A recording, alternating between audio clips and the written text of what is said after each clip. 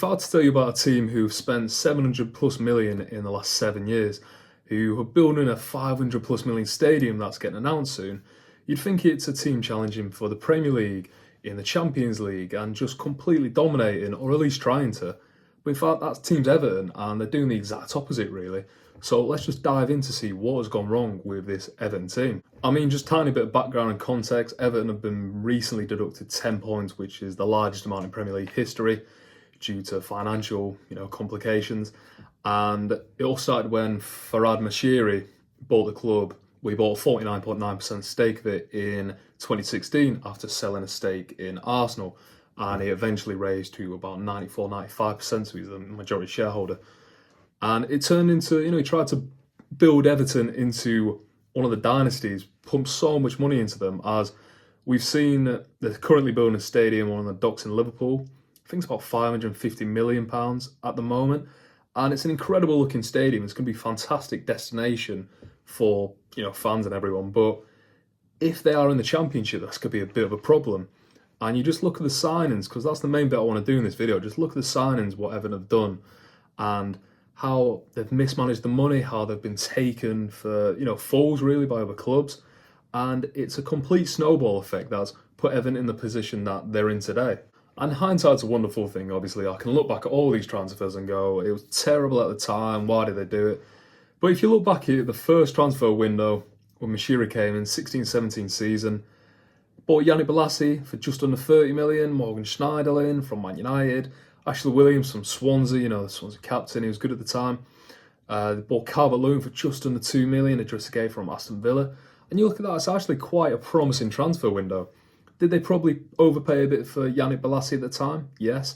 Was he a really talented player that clubs were interested in? Yes, as well. So it's a case that, yes, when you look back at the transfer fees, it is unfortunate, but Yannick Bolasie at the time was a very talented player. He was, on all the highlight reels in the Premier League, and, he's Palace's best player at the time, minus Wilfred Zaha.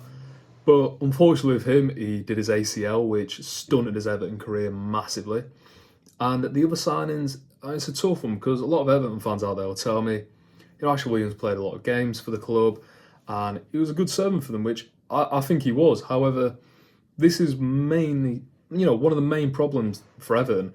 They bought veterans, they bought people. I think Ashley Williams was about 29 at the time, and they spent about 14 million on him, and obviously he was going to be on quite a high wage there, which it's not really, ideal at the time if you're trying to build a club into, a giant team or so.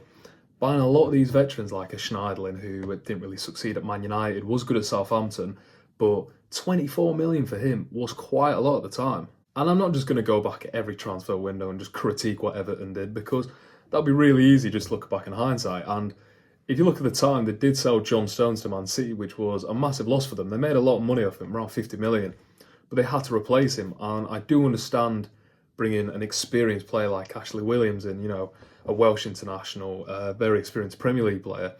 But you could argue at the time, did it need a investment in the youth to bring in? And you could argue, well, they brought in Calvert-Lewin, which, it's a fantastic investment. He's a bit injury prone, but if you're looking back at it, under 2 million for a player like him is fantastic, really. But it's really the next summer's transfer window where I think the problems massively started with Everton, because if we all want to remember it, it was the Neymar transfer window. It was the 17-18 window where Neymar was bought for 200 million from PSG, and it was an insane amount at the time, and it just made the market it just made it go boom, really. And all players' prices were nearly essentially doubled to what they were previously. And there's no better example of that than Gylfi Sigurdsson. They bought him from Swansea for around 50 million, which at the time, this is not hindsight at all, at the time that was a ridiculous fee for a player like him. He was good at Spurs and he was really good at Swansea. However, 50 million for a player of his quality, and if you compare it to players in that transfer window, yes, this player, Mohamed Salah, was bought before Neymar, so his price wasn't inflated. However, he was bought for 37 million. Bernardo Silva went to Manchester City for around 50 million as well. So when you're comparing that to a player, Gylfi Sigurdsson, who I like, and I think until, the further complications, he had a pretty good career at Everton, you're looking at it, you go, that's what a waste of money that is already. But then this transfer window was huge again because obviously they just lost Lukaku to Man United, but they're bringing in players like Michael Keane from Burnley for 28 million. I mean, he was a good player at the time, but that was a big fee. Jordan Pickford, who's still at the club, obviously, England's number one, but he's one of the most expensive goalkeepers in the world. I believe he's seventh. And Jordan Pickford was never should be the seventh most expensive keeper in the world. Davy Klaassen, which was just unfortunate, he didn't, adapt to the Premier League. He was very promising coming from Ajax. However, swing and a miss. And it's these decisions like a Theo Walcott. I think these are the main decisions that's caused Everton problems with their recruitment because Theo Walcott was riddled with injuries and he was coming near to the end of his career. I know he's in his late 20s, but he was on his way out really. Yet they still paid 22 million for him. And again, he would have been on higher wages. So it's this problem paying these players a lot of money, giving them long contracts for unproven, injury-riddled players or, coming at the end of the 20s, near to the 30s.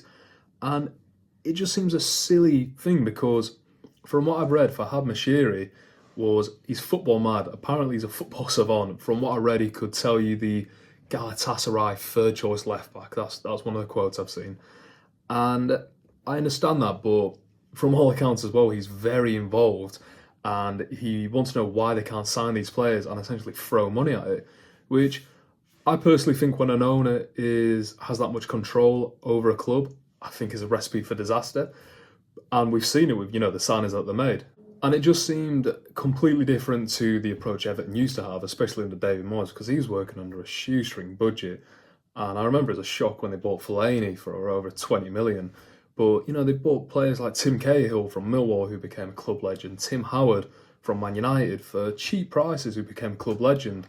And it was just completely different. They were throwing money at these good but not great players. I mean, even at the time, Richarlison for just under 40 million. I know they've made money on him since when he went to Spurs, but no one's telling me at that time Richarlison should have gone for that amount of money. And I think it's just unfortunate that Everton essentially, I think people took them for mugs basically. I think they realised how much money they were getting invested into the squad, and especially with the Neymar transfer just inflating the market completely. Swansea looked at them in that transfer when I was like, they've got a lot of money, they've just sold Lukaku for around 90 million. We can definitely get a lot of money for Sigurdsson in that situation. And I think it's unfortunate that's how it went, but obviously they didn't have the expertise at the time to say, we shouldn't make this decision. And speaking of David Moyes, it brings me back onto managers. And you look at someone like Roberto Martinez, who got fifth in the 2013-14 season. 2 years later, he then got sacked for 2 mid-table finishes and was replaced by Ronald Koeman, who is this complete revolving door of managers that I personally think is one of the biggest problems at Everton, that they just can't seem to keep a manager for more than a few years. And when they got Marco Silva in, who I personally thought was their best manager maybe out of this run that they've had under Moshiri, they sacked him as well, which I understand they weren't doing well at the time, but sacking Marco Silva, I personally don't think was the answer at the time. I'm not just saying this in hindsight. But you look at it, then they bring in Carlo Ancelotti, and this is one of the big swing and a misses maybe, because obviously bringing Carlo Ancelotti in, they brought him in for around 11.5 million salary per year, which made him the third most highest paid manager in the league at the time. And if you look at it, why did Ancelotti go to Everton? Because he was getting paid a lot of money. They shouldn't have had a manager of his quality because his pedigree is just far above what Everton have been in the last 20 or 30 years. But he was obviously backed. He was brought in James Rodriguez on a very high salary. I think it was 140 grand per year. And they brought in Alan from Napoli on quite a high wage and transfer fee.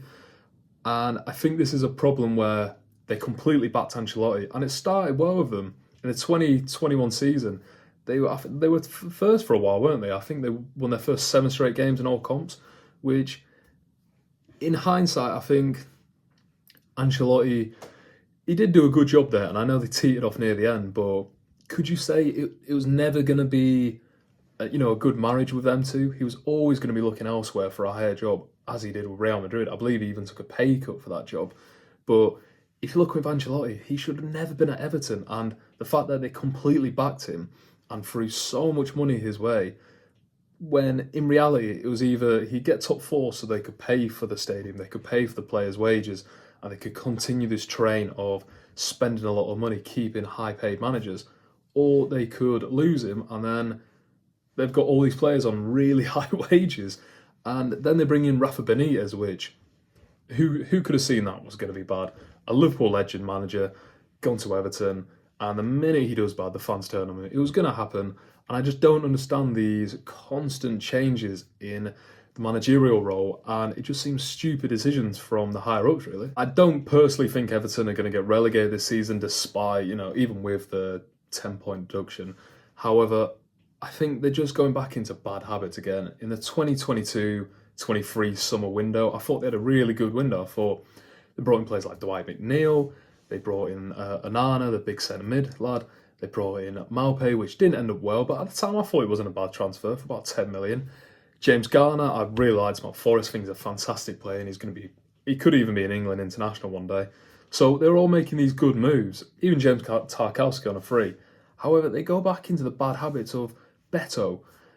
I know they needed a striker because Calvert-Lewin isn't fit. However, Beto, I believe, scored 11 goals last season for Udinese. For 25 million, you shouldn't be paying that much for a player who scored that many goals. In my personal opinion, maybe I'm wrong, but I think these decisions it's just going to haunt them, because he signed a 5-year deal. You've locked him down to a 5-year deal who's an unproven striker at the club, which it's just going to bite you, really, when he hasn't performed this season so far, has he? I know he's been injured, and he started fairly well, but he doesn't look great, does he? And I personally really like Sean Dyche. I think he's their best manager appointment since Marco Silva, but there's only so much he can do, and I think they will stay up.